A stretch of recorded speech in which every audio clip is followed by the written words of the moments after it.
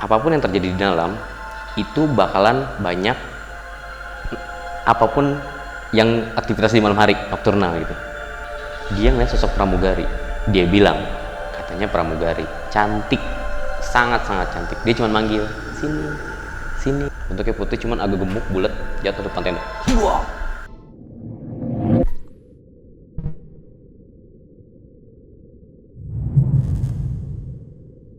Assalamualaikum warahmatullahi wabarakatuh. Selamat pagi, siang, sore, dan malam.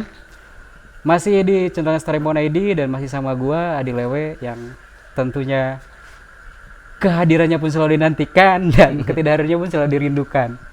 Jadi di sebelah gua malam ini udah kedatangan narasumber yaitu Bro Ari. Salaman dulu, Ri. Iya. Biar apa? Terlihat akrab ya. Iya, biar nggak selek bang. Silakan Ri, perkenalan ke kamera. Iya, jadi nama gue Ari. Kalau ya pokoknya nama aslinya Ari sih. Kalau di teman-teman biasanya manggilnya namanya Betok. Gitu. Itu panggilan di jalan aja gitu. Nama asli si Ari. Itu aja sih, Bang. Rutinitas kegiatan ngapain, Ri? Kegiatan untuk saat ini alhamdulillah udah ngebuat penyewaan alat outdoor sih Bang untuk di wilayah Cikaret tempatnya gitu. Sekalian infoin aja, Ri. Oh, iya. Maksudnya Instagram lu apa? Iya. Instagram saya sendiri sih ari.kecot. Gitu. Kalau penyewaan alatnya itu Kawana Adventure gitu Bang. Nanti gua cantumin di Iya. deskripsi ya. Jadi Ari ini mau bercerita di gunung seputaran Bogor dan memang mungkin nama gunungnya beliau nggak mau disebutkan. Di situ ada perjanjian mungkin, Ri, ya. Ada sedikit perjanjian nggak mau nyebut namanya. Gitu. Kalau begitu langsung ke inti poinnya aja, Ri. Monggo.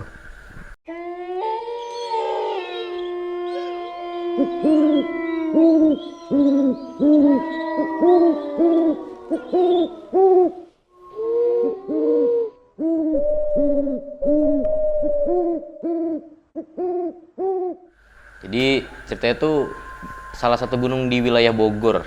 Dia ke perbatasan antara Sukabumi sama Bogor sendiri. Itu gunungnya terkenalnya di tahun itu ada peristiwa yang cukup heboh lah. Jatuhnya pesawat Superjet 100 asal Rusia kalau nggak salah itu. Salah satu di situ. Jadi itu kan di tahun 2012 kalau nggak salah ya, Pak.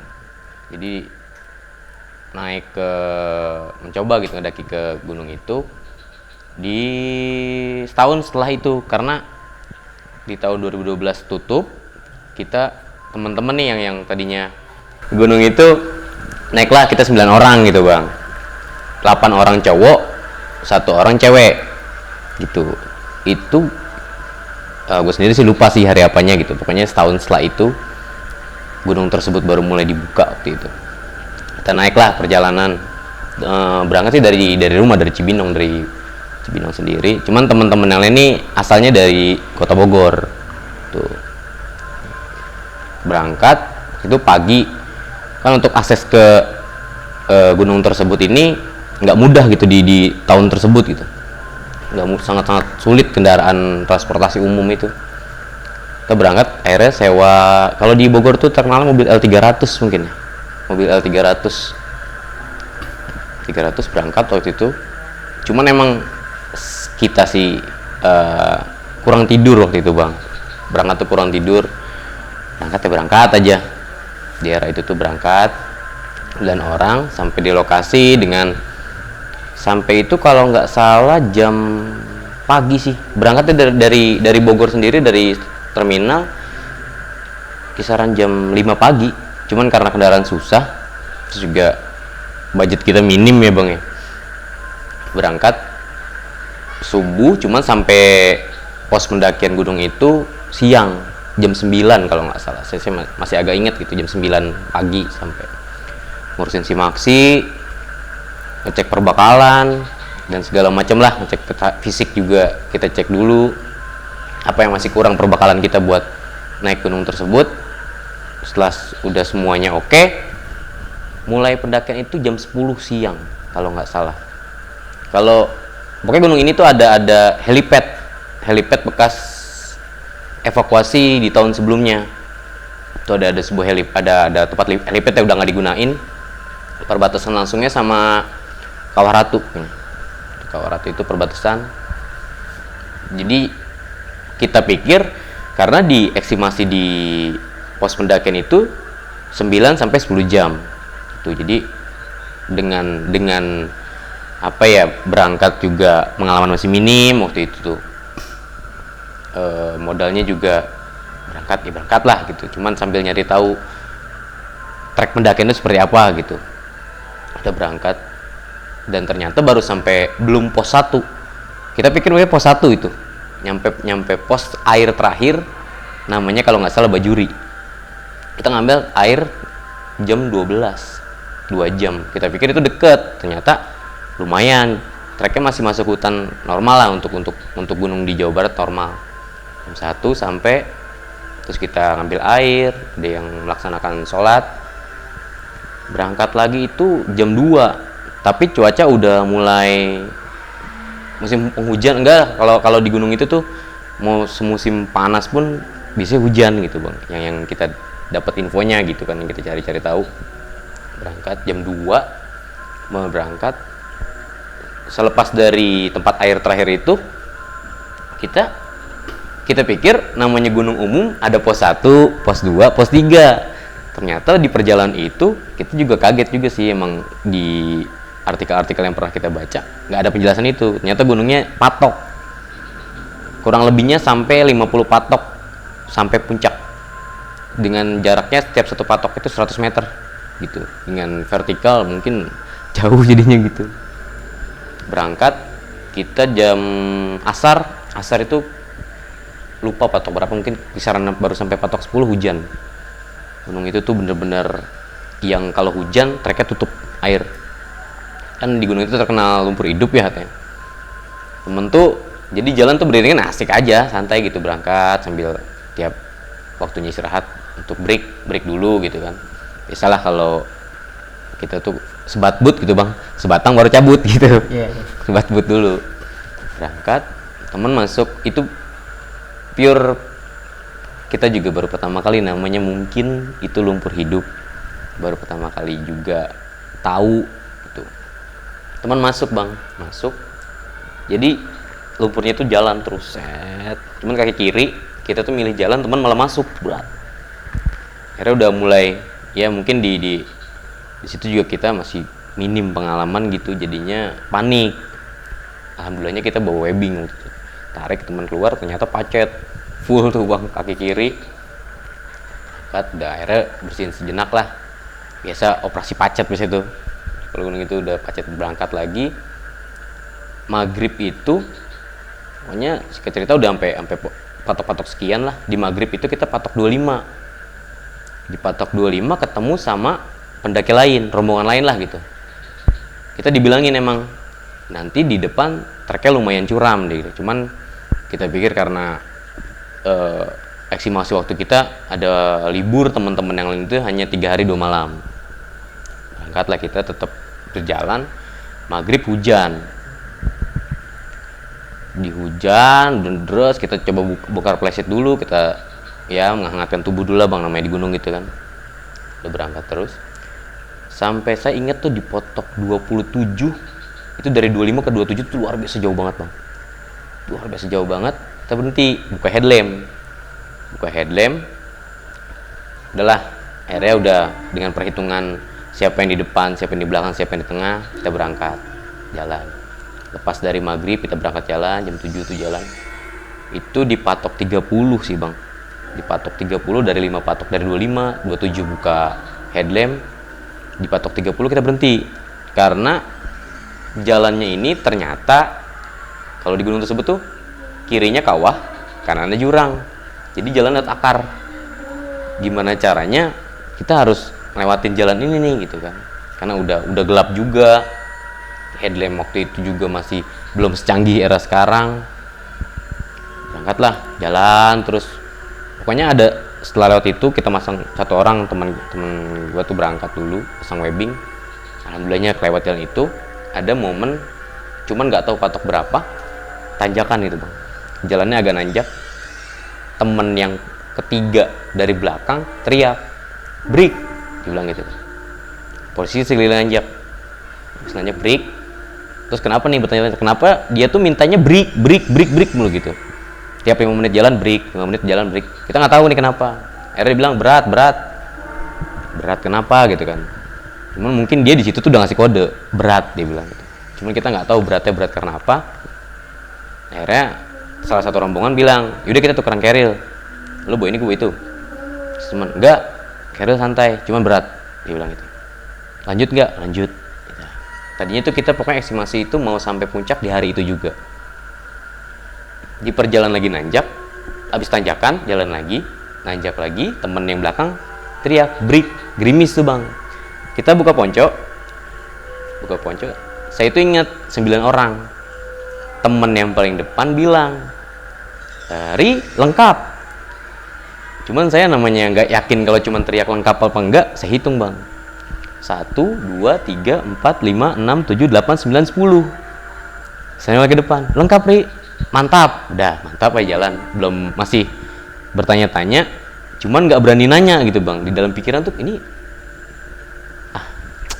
tahayul itu, bisa gitu kan, jalan sampai, gue inget di pos 35 itu, pos 35, hujan deras, teman yang paling depan berhenti, dia cuman teriak, headlampnya turunin ke bawah. Kita masih nggak ngerti tuh, dari satu orang bilang teriak headlampnya teriak di bawah, yang 8 bingung kenapa nih, yang paling belakang teriak, gantian dong kata dia gitu. Kenapa? Nggak apa-apa kata dia gitu. Someone kata dia gitu. Cuman emang kita kan nguatin dirinya pas mau berangkat. Kita beberapa kali bilang sama rombongan, apapun yang terjadi di dalam itu bakalan banyak, apapun yang aktivitas di malam hari, nokturnal gitu. Karena di gunung itu terkenal dengan si raja hutannya ataupun hewan-hewan liarnya, kita pikir hanya hewan. Ternyata temen yang di belakang itu bilang, ada yang ngikut kata dia gitu, cuman baik. Kita masih, headlamp masih ditaruh ke bawah gitu bang tuh. Ada yang ikut cuman baik, dia bilang gitu. Kita nengok ke belakang, ada sosok entah orang, entah itu sugesti saya sendiri, tapi 9 orang itu melihat ada satu orang yang ikut di paling belakang. Di daerah itu ponco tuh jas hujan Batman ya, warna kuning. Saya ingat warnanya warna kuning karena samar-samar cahaya malam gitu, cuman emang agak mendung waktu itu. Cuman samar-samar lihat kuning gitu. Dia tuh diri. Yang saya jadi pertanyaan sebenarnya, kalau emang manusia harusnya ponco ada pundak. Itu bentuknya rata, langsung ke perut. Jadi pundaknya ini kosong. Ponco itu warna kuning. Saya nggak ngerti itu apa, mungkin ya apa saya halusinasi atau gimana. Saya kurang paham kalau itu. Jalan dari situ berangkat lagi. Teman yang ketiga dari depan teriak gantian, stop dulu deh gitu. Setelah tadi jalan tuh udah turun headlamp, stop dulu. Ada apa ya tadi teman-teman tuh, kenapa? Slow dulu deh, istirahat dulu. Rasanya kayak ada yang nemenin nih gitu. Cuman kan kita dengan bahasa kode-kode itu kan kurang paham ya bang ya. Jadi ya udah gitu, kenapa sih ini orang gitu, keadaannya. Dari keril 3, percaya atau nggak percaya, keril itu bener-bener berat banget bang, berat banget. Keril ketiga waktu itu coba diangkat kok berat gitu. Kita bilang ini mungkin bebannya, packingnya terlalu berlebihan gitu. Jadi kita coba packing ulang di tengah perjalanan. Waktu itu sebelah kirinya kawah, sebelah kanan jurang. Kenapa saya bilang kawah? Karena asap pupetnya itu keluar dari bawah saat kelihatan pakai headlamp itu tembus. Kan kalau kabut tuh dingin ya bang.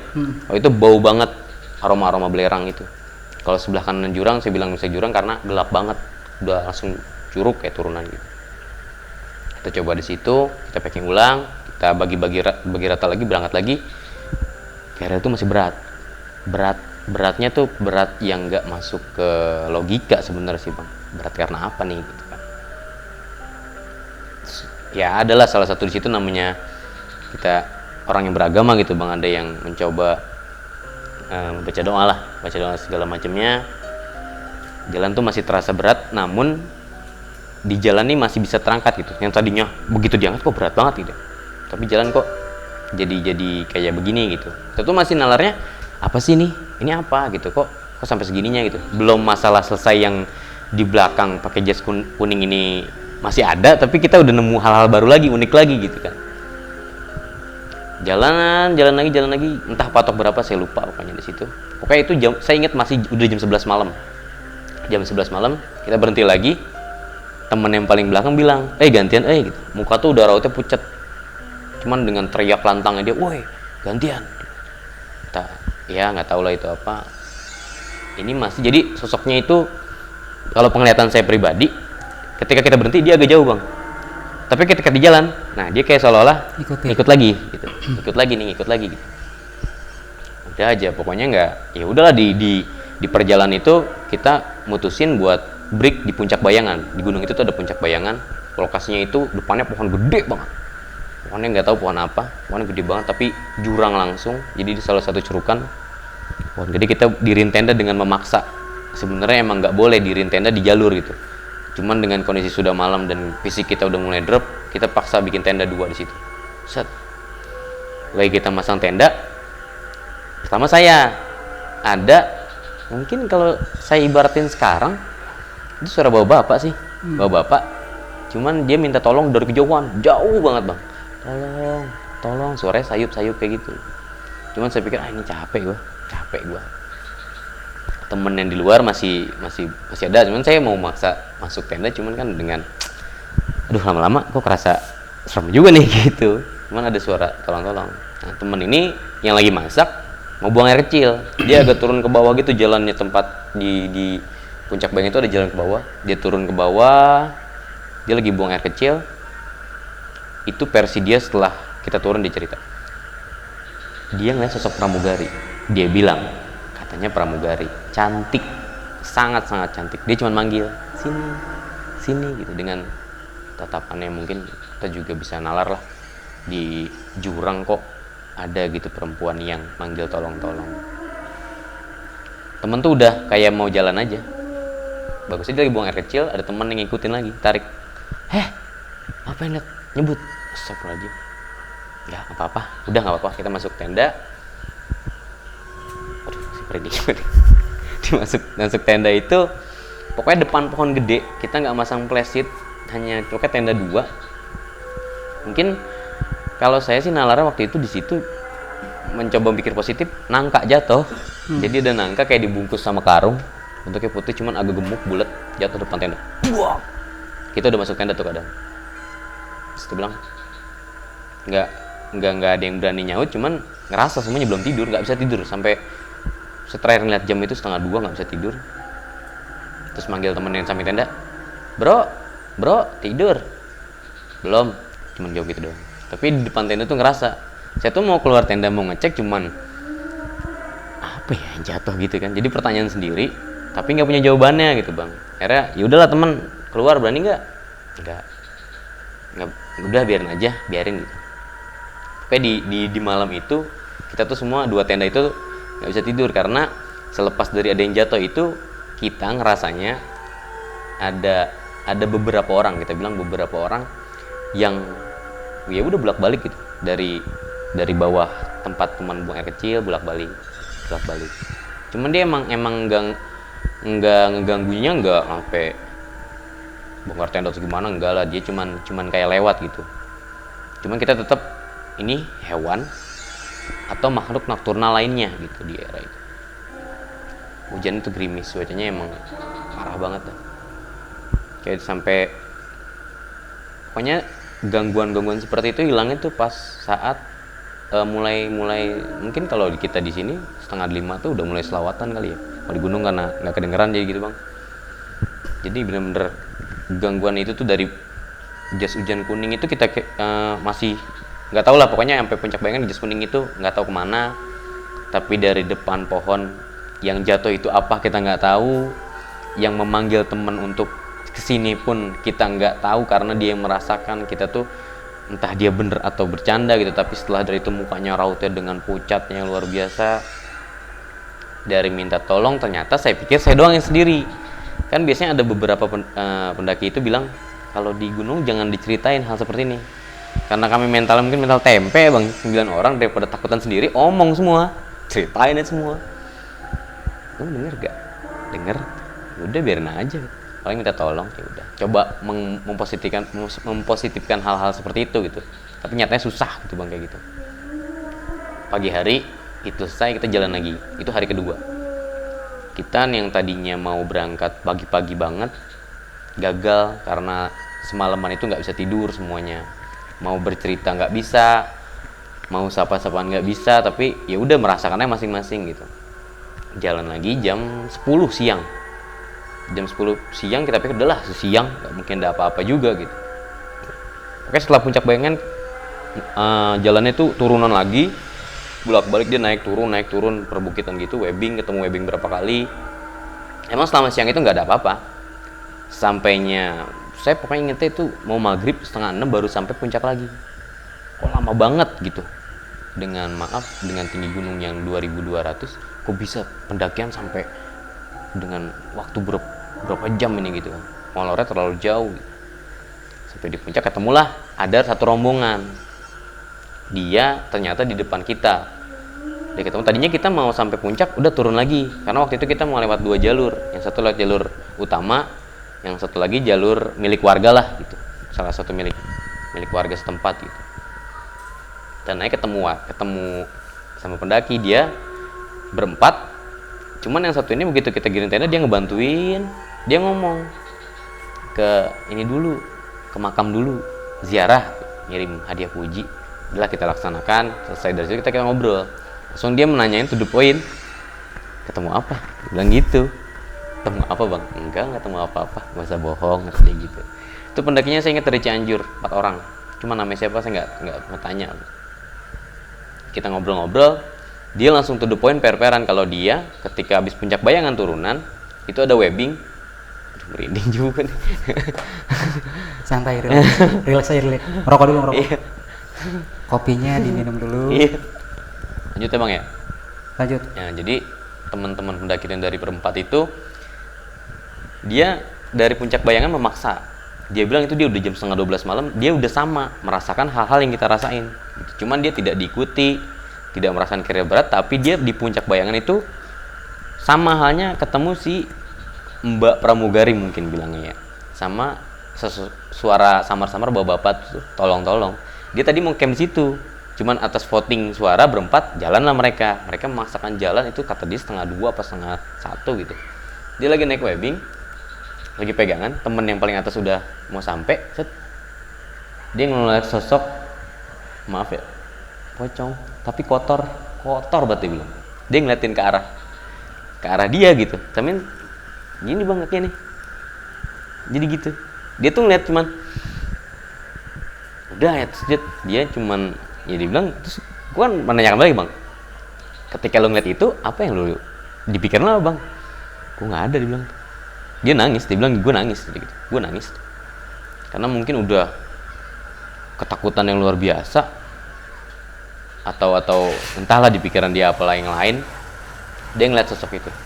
Jadi dia ngeliat, kita tanya gimana tuh ketika nanggepin yang kayak gitu bang, karena secara logika pun hal seperti itu susah dipercaya. Kita pun dari 9 orang ini, masa iya ada hal seperti itu gitu kan bang. Tapi kita yang 9 orang ini merasakan, walaupun enggak langsung apa ya bahasanya ya, tatap-tatapan lah gitu, kita enggak, alhamdulillahnya enggak sampai seperti itu. Tapi dia bercerita dengan itu. Udah lah jangan ceritain ke teman-temannya gitu, karena emang sampai puncak itu temennya yang dua sakit, nggak tahu sakit apa, tapi dia bilang dia badannya nggak enak langsung. Tadinya kita mau mutusin sore itu pulang, tapi nggak jadi karena teman-teman yang berempat itu ngajakin bareng. Ayo bareng aja kita pulangnya besok. Ya udah, kalau kita kan naik beberapa hari juga ayo, asal perbekalan dengan cukup gitu kan. Dengan estimasi emang kita waktu itu bawa perbekalan untuk 4 hari 3 malam. Nah kita udah baca artikelnya beberapa bahwa gunungnya berat. Udah ketemu dari situ. Pokoknya di era itu tuh belum ada pendaki seperti meledaknya sekarang gitu. Alhamdulillahnya sekarang banyak yang naik gunung, tapi waktu itu masih sepi, sangat-sangat sepi. Ketemu 2 rombongan itu, saya tanya, terus gimana responnya ketemu hal seperti itu? Dia cuma bilang, ya gue juga nggak ngerti gitu. Gue juga coba hal positif gue timbulin di kepala gue, itu buah yang lagi dikarungin. Cuman kan apa ada di ketinggian 2000 petani yang ngarongin buah gitu kan, kayaknya rasanya susah. Cuman dia dengan deskripsi dia yang secara detail tuh, ceritanya tuh sampai matanya tuh bener-bener, wah gua tuh ngeliat itu gitu, meyakinkan dengan gitu. Dia bilang sosok jubah putih duduk di atas pohon tapi kotor. Saya tanya kan, kotornya kotor apa? Nggak tahu, pokoknya dia bilang kotor karena dia pakai headlamp, kondisi lagi nanjak, das. Tadinya nggak ada, cuman dia gitu tuh, ayo kata dia, berhenti tuh. Pas dek, lepas sama dia webbing, jatuh dia, dak, dia langsung, udah gitu.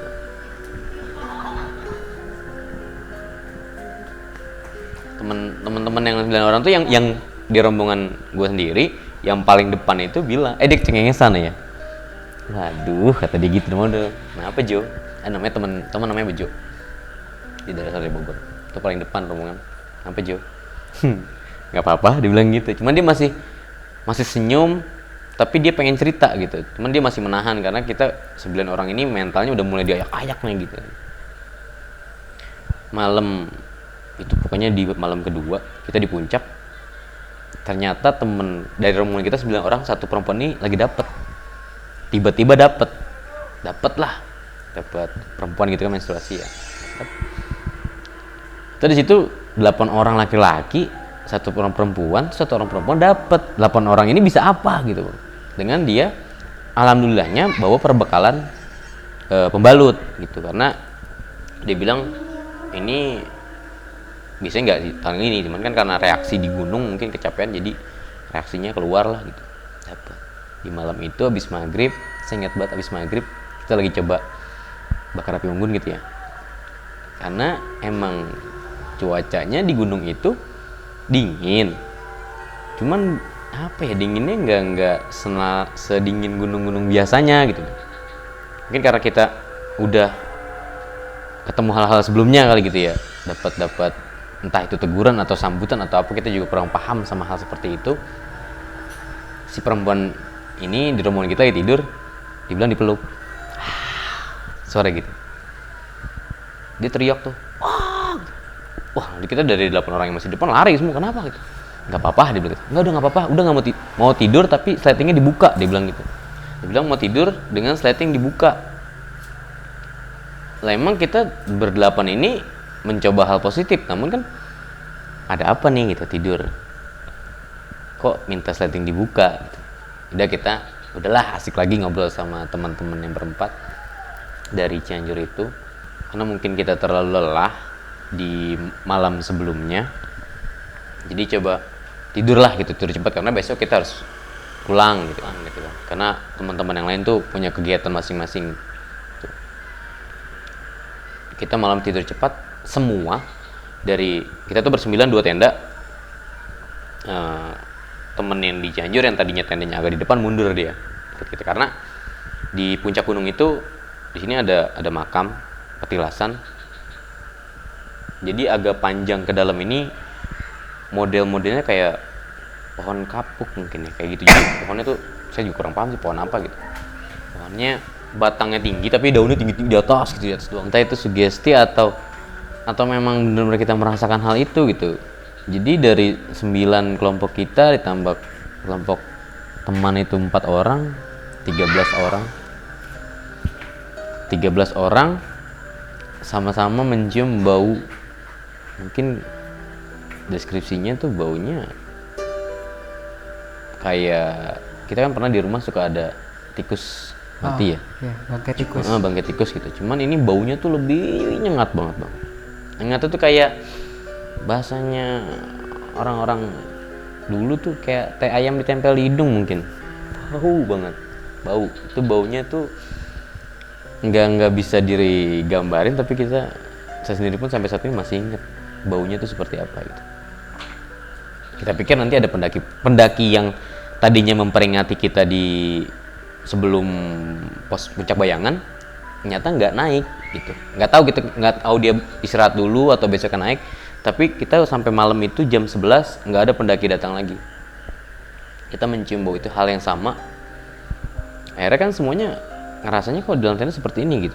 Kita coba keluar, manggil abang-abang, teman-teman yang dari Cianjur itu panggil keluar. akhirnya cuman diem aja gitu di satu tenda, ngerokok tapi nggak ngobrol gitu bang, karena si harumnya itu bener-bener lumayan lama lah, ada mungkin 15 menit mungkin ya, cuman kan 15 menit itu rasanya lama banget bang. Jadi kita ngerokok tapi nggak kita isep gitu, ya udah kita diem aja, diem itu pokoknya dari 13 orang itu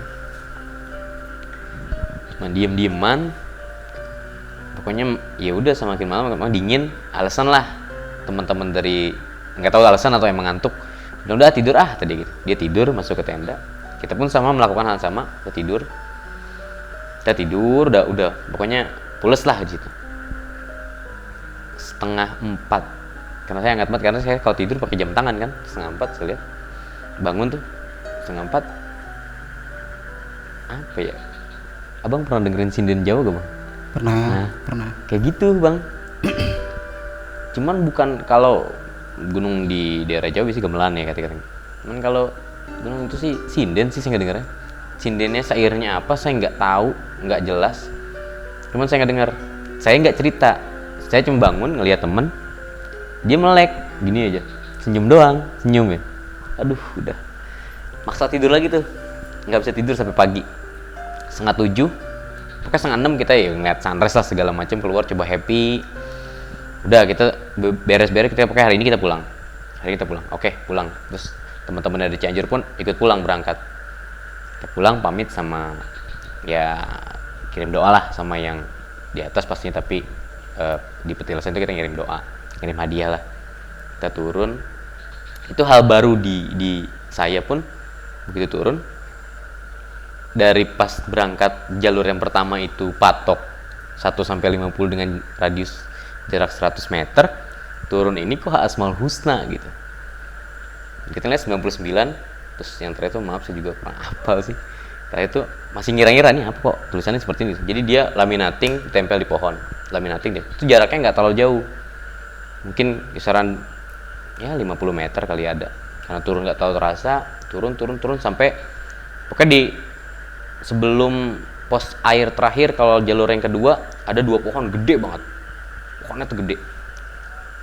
Temen salah satu ada yang baca mitosnya di gunung tersebut, jangan pernah noleh gini gitu, katanya kepercayaan di sana kayak seolah-olah ngentengin kali ya bahasanya gitu, nggak boleh gitu. Nah temen tuh di jalan asik, wah ini dia nih pohon yang gue baca di Google kata dia gitu.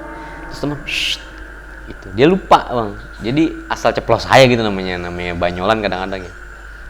Oh iya udah jalan, dia turun ke bawah, udah pokoknya dari situ jalan ke bawah. Kita pikir udah santai, nyampe pos 3 terakhir, pos air terakhir di pos 3 itu kalau lewat jalur yang satu lagi jalur warga. Jalannya itu 2 cabang, yang ke kanan harusnya jalan benernya ke kanan, emang kalau ke kiri itu jalan sumber air. Tapi jalur ke kanan itu pohonnya tuh pohon tumbang, jadi nggak kelihatan itu jalan.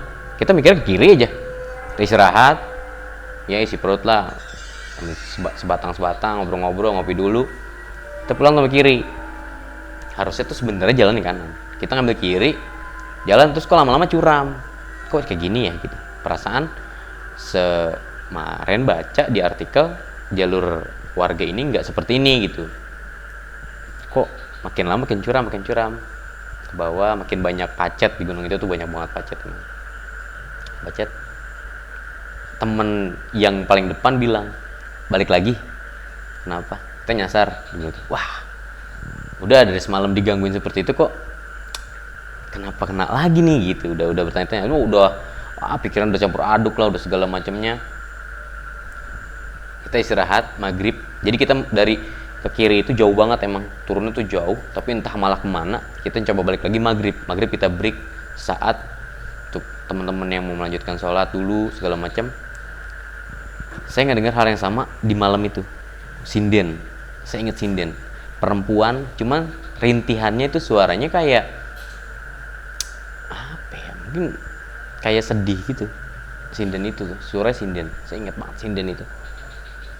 Berangkat balik lagi, sinden masih sayup, mulai gelap, gerimis lagi. Jadi abis selesai itu kita packing lagi 6:30 atau jam 7 lah, Kita jalan lagi, saya masih ngedengar selama di perjalanan masih arah balik ke pos air terakhir itu yang salah ngambil jalan. Itu sayup-sayup suaranya, wah, bener-bener terus ngiang. Kirain saya sendiri. Saya mencoba nanya temen yang belakang, denger gak? Shh. Temen cuma ngasih kode, gak perlu ceritain. Udah, jalan gerimis lagi. Nyampe di pos air terakhir itu jam 8 atau setengah 9 lah, kurang lupa gitu. Pokoknya sekitaran jam segitu, belum sampai jam 9, jam 10 belum. Sampai situ, gerimis, kita buka ponco lagi. Kita ketemu sama hal yang waktu kita nanjak lagi. Jadi udah di posisinya dirubah-rubah lagi. Temen yang paling belakang yang berbeda bilang, aduh, ikut lagi, kata dia gitu. Cuman emang bahasanya nyablak. Jadi kita tuh udah jalan, kok nggak selesai nih gitu. Makin lama makin malam, nggak sampai gitu. Udah pokoknya dia tuh emang nggak ngeganggu sih, cuman ngikutin aja. Udah dari situ udah pokoknya gangguan itu cuman sampai saat itu. Dia sampai pohon jati gitu, pohon jati terakhir. Kita keluar alhamdulillah sampai jam 11 kalau nggak salah. Jam 11 itu dari maghrib kita dari nyasarnya segala macam kita sampai ada penampungan air. Kalau lewat jalur warga itu ada tong kayak bak gitu, gede banget itu katanya tempat penampungan air untuk sawah-sawah sekitar gitu lah. Kita berhenti di situ. Kita coba cerita nih masing-masing. Penasaran itu dari atasnya apa gitu. Jalan-jalan baru ngomong. Karena tanggal berapa sih? Pokoknya tanggal pertama dia nanya tanggal itu, cuman saya lupa juga tuh tahun bulannya bulan Mei. Turun ke bawah, jadi jalan ke bawah itu ke bawah lagi, lewatin perkebunan warga, ada pos satpam 1.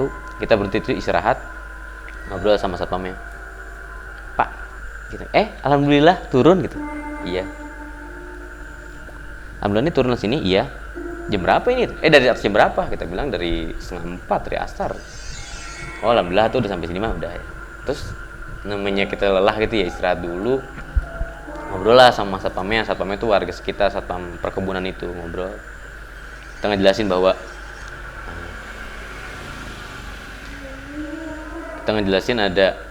ada sesosok, entah sesosok atau halusinasi kita atau apalah, nggak tahu lah itu bahasanya.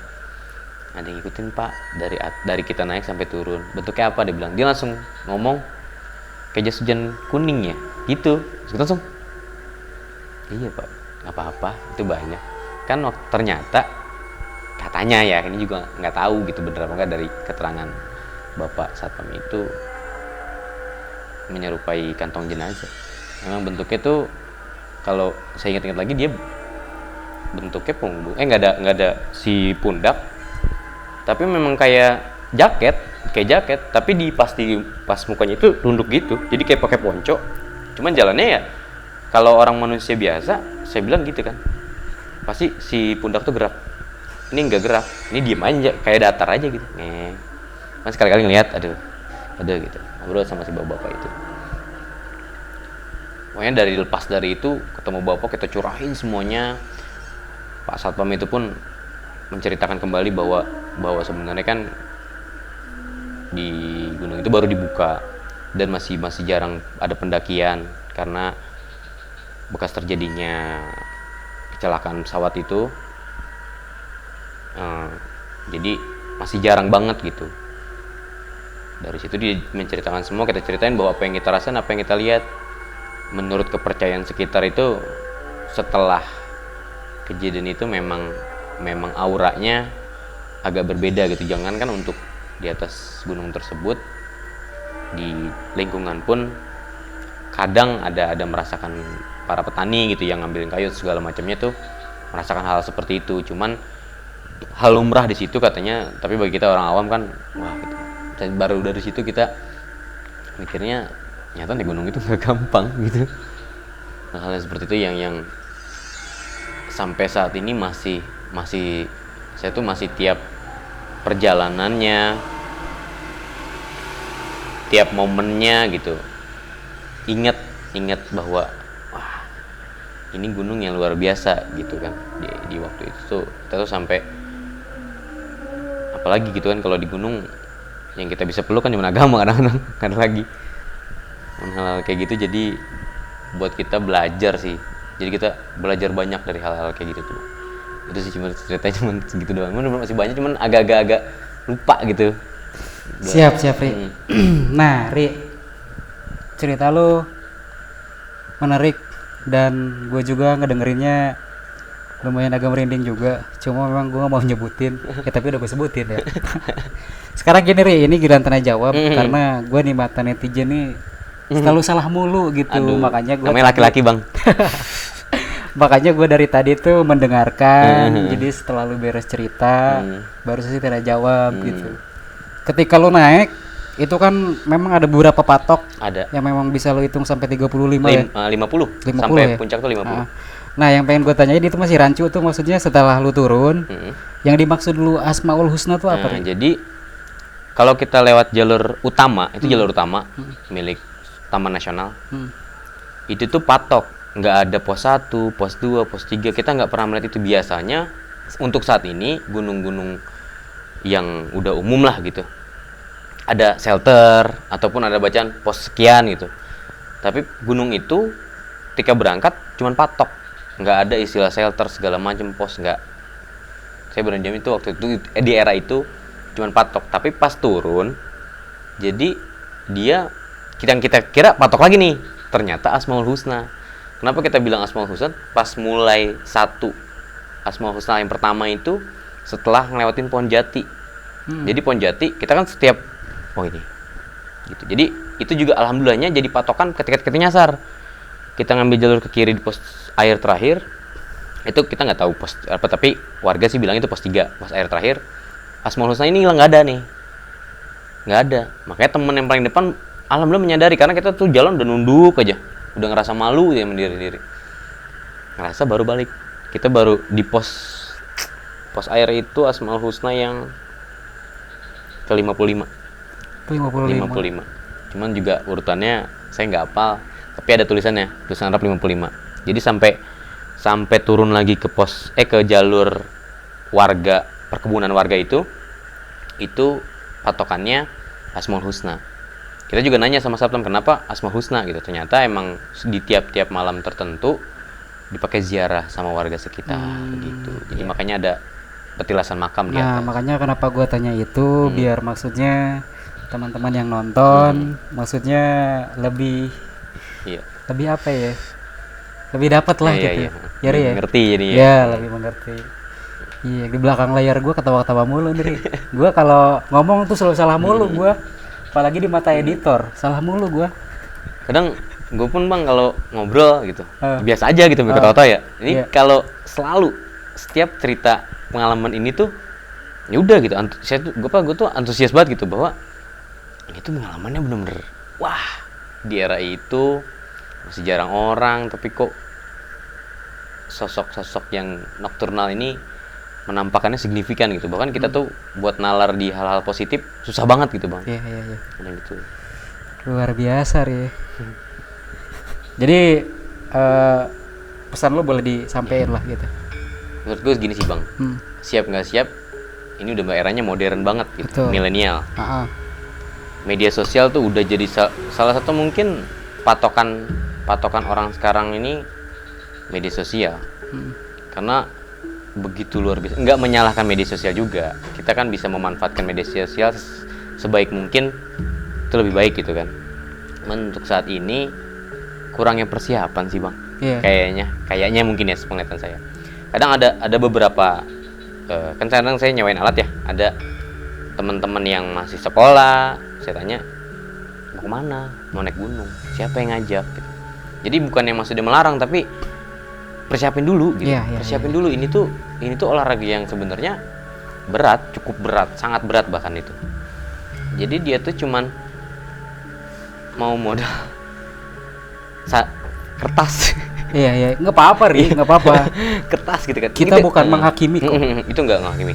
Itu silahkan, itu berkreasi silahkan, tapi tolong sampahnya ini dibawa gitu. Turun kadang kembali. Iya, saya tuh kalau lagi ke gunung beberapa ada bacanya, misalkan Cynthia, aku pernah di sini gitu. Itu silahkan gitu, itu silahkan, tapi sampahnya dibawa gitu. Edukasinya sih balik lagi ke diri masing-masing. Kadang ada beberapa orang yang bilang, ngapain sih lu naik gunung?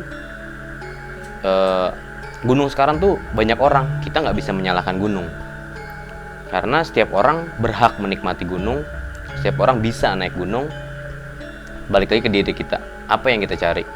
Kebanyakan ketika musibah ataupun hilang, bahkan meninggal, yang saya lihat sampai saat ini kebanyakan ketika dia turun.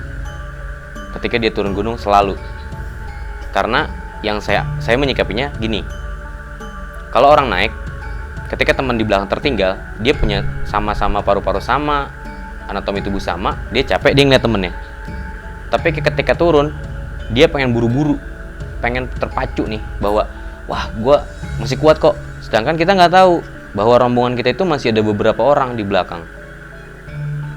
Jadi kebanyakan orang itu ketika turun, navigasi hilang, arah hilang, bahkan mungkin ditinggal atau ngerasa aku masih mampu gitu. Kebanyakan dari gunung yang sekarang sih yang kita lihat ketika turun sih kebanyakan kayak gitu. Makanya cobalah untuk menghargai teman-teman, bahwa setiap orang itu bisa naik gunung, setiap orang bisa menikmati keindahan gunung. Jika cuma gunung semuanya, tapi hargai orang lain, bahwa alasan kita naik gunung jangan cuma ngejar puncak, tapi ada alasan kita pulang kembali ke rumah dengan keadaan selamat. Gitu sih, luar biasa. kadang gini sih Bang ya, mungkin biar teman-teman juga, kadang kita ke gunung tuh buat menikmati alam, bahkan di lingkungan kita sendiri untuk suara jangkrik, bahkan hewan capung, itu udah jarang banget. Ke gunung itu kadang-kadang kita buat mengenal diri sendiri, buat menikmatilah bahwa suasana-suasana sepi tanpa hiruk pikiran ataupun kendaraan itu. Kadang ada teman, ini sebenarnya hak setiap orang gitu, cuman alangkah baiknya kalau mendengarkan musik jangan pakai musik box yang terlalu kenceng. Nah oke nih Ri, ini menarik nih. Beberapa minggu terakhir sempat gue lihat juga di sosmed, ada mereka yang mengkampanyekan anti speaker di gunung. Iya.